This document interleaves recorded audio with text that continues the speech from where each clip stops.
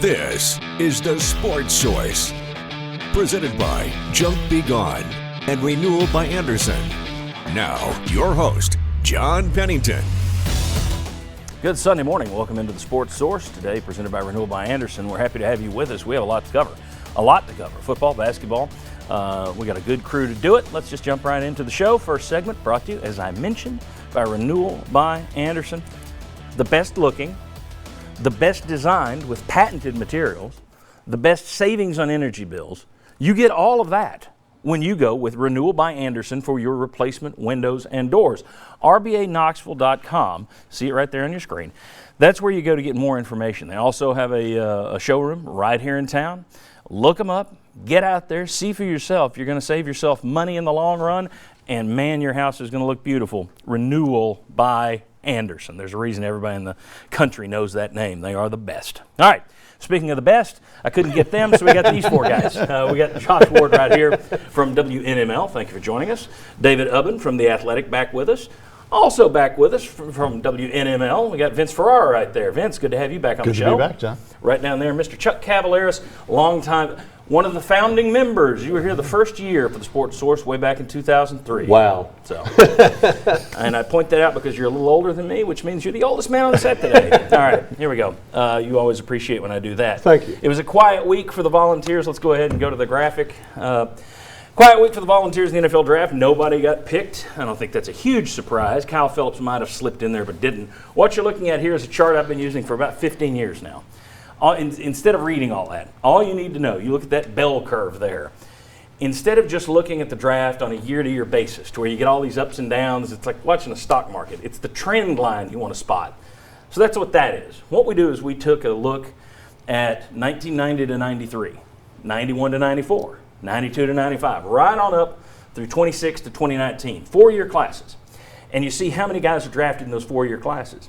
And what it shows you is you see how good Tennessee was when they were a top 10 team in the 90s, late 80s, early 90s, right there. Then it goes to where they're a top 5 team. They're at the end of the 90s and they go on that incredible streak where they're 45-5 overall. They had 32 players off those teams picked in the 4 drafts from 2000 to 2003. Wow. 32 in a 4-year span. You think about that. And then you see the decline starting in about 2001 to 2004. That draft is where it drops. Kept on going all the way down. Butch Jones comes in. You start to see it turn around. Last year, you had 16 guys in the 4-year span ending in 2018. You'd had 16 people drafted in those 4 years leading up to that 4-year class. You're thinking, okay, things are kind of fixed here. And then you're right back off the cliff. You're down to 9. You had 0. You had 3. You had 6. Now back to 0. Also this week, and I'll tie it into another graphic we got here. Let's go to this. 24/7 Sports. Ryan Callahan isn't with us today, but I'm sure he'll appreciate the plug. 24/7 Sports, of like GoVol, as in GoVol's 24/7. They put out a study where they looked 2010 through 2014, the recruiting classes, and basically they looked at star ratings from high school being converted into NFL draft picks. What they found was Tennessee ranked 19th in the country, which actually isn't as bad as you would expect. But compare that to where they were in the SEC, their national ranks, in terms of producing the number of 5 stars that they got in there. And then at the bottom, you see that they were listed along with Auburn, Michigan, and Southern Cal as notable cases of squandered talent. Okay, now off the graphics and back to my guys here. Here's my question. All that said, you're back into the draft doldrums. You're not developing talent. Are we confident Jeremy Pruitt fixes that? I mean, I would say yes. I think when you look at, we've hit on this a few times. I mean, beyond just recruiting, I mean, the way they structure practice, I really think it's overlooked. I mean, they basically have 2 practices going on constantly. So you have your starters going and you have your backups going. You see that is unique in college football. I've said it before. When you talk about like what makes Saban great and what makes Alabama great, I'm telling you, the practice structure gets underrated. People overlook that. And don't forget, too, you've also had so much turnover in your strength and conditioning program. And which now you've had the same guy for 2 years. But before that, you had 5 different ones going through there. So, I mean, and John, in the draft, not only did Tennessee not have a player drafted, you were the only program in the SEC that didn't have somebody drafted. Everybody else had at least 2. Everybody else, yeah, exactly. Oh, and what was amazing is, in terms of the first 3 rounds, it was Alabama, and then Kentucky, Mississippi, and Mississippi State were Right. the next 3 SEC schools in terms of producing top 3-round talent. It just helps to re-emphasize just how far Tennessee dropped in that last year under Butch Jones, that, gosh, you're getting passed by what traditionally were the dregs of the league. Yeah, and You confident Pruitt fixes it? I would answer that I'm confident he will fix it to where you can get back to where it was a few years ago and maybe keep it at that level. 32 is pretty Yeah, tough. to the top of that mountain, that's going to be really difficult for any program. Alabama, Clemson, Georgia, can they sustain that would even be a question.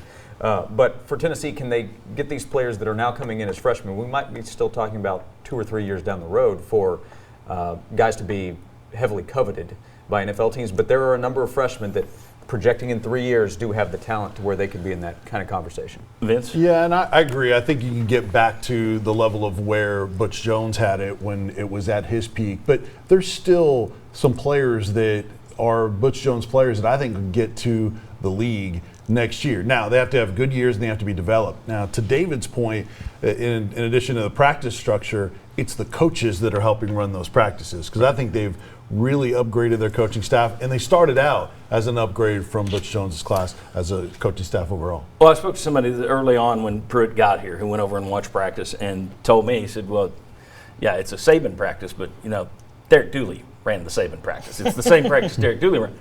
But I think you just hit on something. Derek Dooley's coaches aren't the same as what Jeremy Pruitt has over there. And also, in terms of Philip Fulmer acquiescing to Pruitt and saying, okay, we're going to give you the Alabama structure, and I'm sure Georgia has the same thing. Think of all of the grad assistants that they added, all of the consultants, all of the analysts that you didn't have before. It allows you to have 2 things going at once, which you might have had the same practice structure, and it might look the same, but you weren't able to have 2, 3 things going to where nobody's sitting there waiting to get their turn. And you're doing something even while your group isn't going through the number 1 practice. You're doing something over here.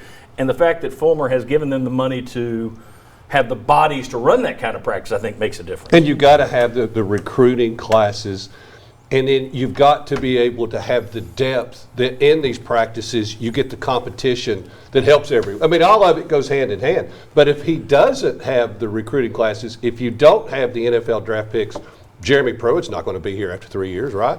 Yeah, Because 3 more years? Yeah. What does fix it mean to fans? Because if we're talking about getting it to where Butch Jones had it, well, that's not going to be good enough long term. Fans are going to expect that and then more. So can it keep climbing? And a lot of that is recruiting as well. Right, and you look at Kentucky fans, if you go to their message boards in basketball season, you'll find they're very sarcastic about the fact, oh, yeah, we went to another Elite Eight, didn't get the national championship, didn't win that, but we'll put them all in the NBA. So if Jeremy Pruitt fixes it with the draft, it better translate to on the field. Yeah, no wins and losses TBD. I mean, well, that's game day coaching, but I think recruiting and development, that's kind of what they do. And I think, too, there's so much put on the Saban tree and the I don't know if you can call a lot of them failures, but not what people had hoped. Right. But I think, too, when you look at that, of all the coaches that Saban has put into the SEC and other places that were head coaches, Jeremy Pruitt is the only guy. Kirby Smart's the only guy who was there longer. 8 years with Saban's a long time. It's not just practice structure. It's seeing the ins and outs and nuts and bolts of the program. And you're seeing those things copied, and then you put your spin on it wherever you feel like that you want to change things up. Jeremy Pruitt not exactly open about what he would like to change and what he does to put his own stamp on the program. But I think that time there, 8 years is a long time, and I think that kind of gets overlooked when you talk about kind of the shriveled limbs of the Saban tree in some ways. Probably value in the fact that he left too and went back. That's true. to Two different places. Yes. Shriveled limbs would be that'd be a good story. When somebody writes the book, you remember that when you write your book about I don't know if I failed can Saban say. coaches. I don't know if I can say shriveled limbs. Two quick notes as we go to break. One, you look at this staff, and a less lazy man than me would have gone back and looked at all of the guys who were drafted yesterday that had been coached by all the members on UT staff. Because these guys who've come in there, you've had a lot of guys that picked them up. And then the other thing I want to get to is quickly just the fact that there weren't a lot of guys from the state of Tennessee drafted. Yeah. So the state's getting better, but there weren't a lot of guys drafted from the state yesterday, or this week, I should say. All right, when we come back, I'll show you the undrafted free agents who signed, and also we will take a look at Tennessee's defense. The projected starting lineup, how does it look compared to last year's defense? Better? Come on back.